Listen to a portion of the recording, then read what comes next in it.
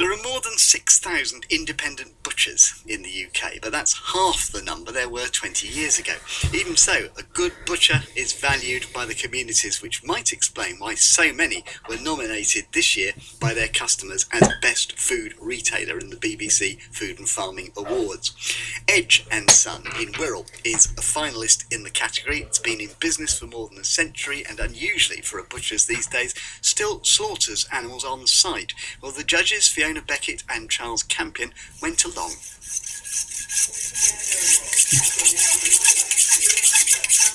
I'm Callum Edge. I'm the owner of Edge & Sons. I'm a 6th generation butcher and we've been 5 generations here. At the moment in the counter here we've got Redpole, we've got Hereford. The Galloway beef is probably about 8 miles from here. And then in the pork we've got Gloucester Old Spot and Saddleback. We've got Blackface Suffolk lamb, so everything really close. Let's get to practical and important matters. Which is your best-selling sausage? Without doubt, the 1844s. So we were established here in 1844, and the recipe is my great-great-grandfather's, and we probably sell 20 times that to any other sausage, or even more. The secret is the pork, in my opinion. How do you manage to balance the demands of doing really good meat with the fact that that costs money compared with supermarket plastic packery? On the pricing of meat, I think it's really important that good meat doesn't become elitist. And I think where this shop is would prove that that isn't the case. It isn't the lowest of the low prices, but we're talking about the best of the best meat. Like anything, it's quality. I think people should just buy less of a more quality product. This is a really good sausage, actually. It's got a beautiful sweet taste. I mean, you can tell the quality of the pork in that. I think that's delicious. I reckon it's a really nice sausage. It's a difficult and complicated thing, a sausage. The genuine English breakfast sausage is a wonderful thing. A simple thing that's got lots of pepper in it, and it's really, really good. My name's Ian Rasmussen. I'm a very keen customer of Edge's Butchers. It's the best bacon butter you've ever had camping on the beach, and it's your granny's brisket. Yeah. It's a taste, it's like kissing the past. It's fantastic, and it's richer and purer and lovelier product to use than you can get anywhere else.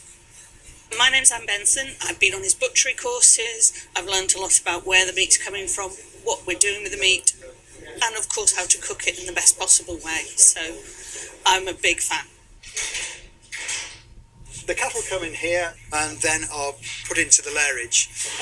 The sort of throughput we have is sort of 20-30 lambs and 4 to 5 cattle, maybe a calf. We start unloading lambs at 7 in the morning on a Tuesday, and those cattle will stand between 9 and 12.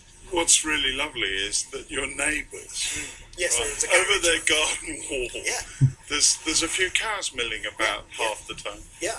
Without doubt, I think it's the most, especially for an extensively farmed animal, something that has lived its life on the field. If you think about that day where it's loaded into a cattle trailer and that's where it's moved, whereas we're trying to minimise that stress and then give them time to settle down, not this coming off a big wagon straight into a loading bay, straight into a slaughter hall. As a 5th generation butcher, how positive is the outlook for butchery?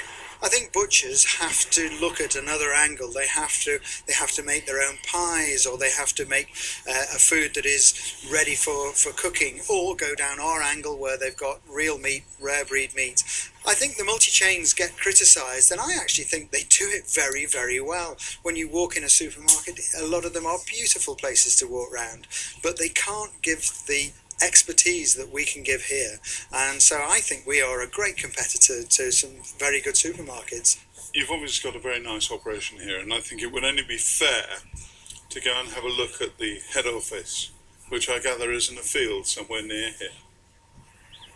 We're now at Leahurst Farm, where we've got lambs, cattle and pigs here.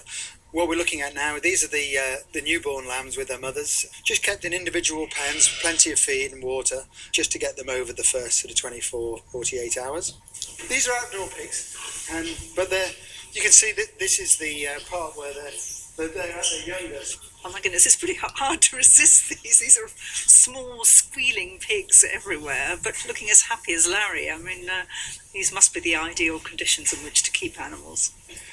My name's Nigel Jones, manager beef, sheep and pig unit for Liverpool University Vet School. Callum has over half of our pigs which we produce. We run 15, 16 Gloucestershire Old Spot sows. We take all the progeny through to finishing, and Callum sells most of these through his shop and through restaurant outlets in Liverpool and on the Wirral.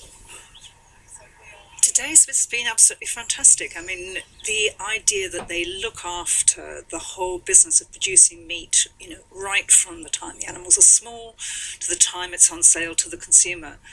They're meticulous and they're passionate people, and they have really strong views about how animals should be reared. It's everything you want from a local butcher. And in May, we will reveal who is the winner.